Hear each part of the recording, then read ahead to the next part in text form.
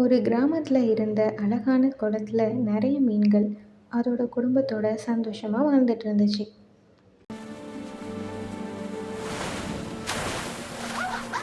குளத்துக்கு பக்கத்துல இருந்த ஒரு வீட்ல இருக்கிற சின்ன பொண்ணு அந்த மீன்களுக்கு தினமும் உணவு கொடுப்பா. குழந்தைகளே, குளத்தின் மேலே செல்லாதீர்கள், ஆபத்து வரும். மீன்களோட அம்மா குளத்துக்கு மேலே போனா நம்மள மீனவர்கள் யாராவது வலை வீசி பிடிச்சிருவாங்கன்னு சொல்லுச்சு. போட்டி போடலாம், முதல்ல யார் வருது பார்க்கலாம்.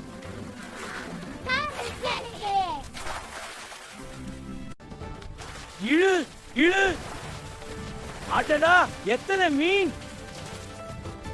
அந்த குளத்துல தினமும் ஒரு மீனவன் வந்து மீன் பிடிக்க வருவாரு. அவரு வீசின வலையில ஒரு குட்டி மீன் மாட்டிக்கிச்சு. அச்சச்சோ, இந்த வலையில மாட்டிக்கொண்டுட்டது.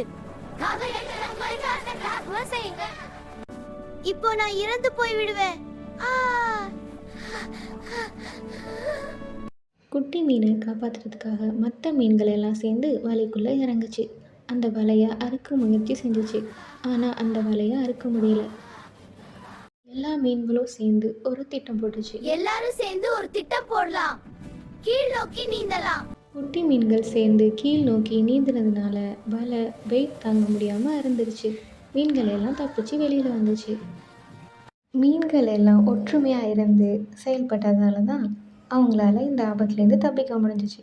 அந்த மாதிரி எல்லா விஷயத்துலையும் நம்மளும் ஒற்றுமையா இருந்து முயற்சி செஞ்சா கண்டிப்பா நம்மளாலையும் சாதிக்க முடியும்.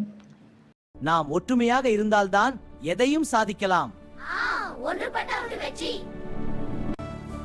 இந்த கதை உங்களுக்கு பிடித்தால் லைக் பண்ணுங்க.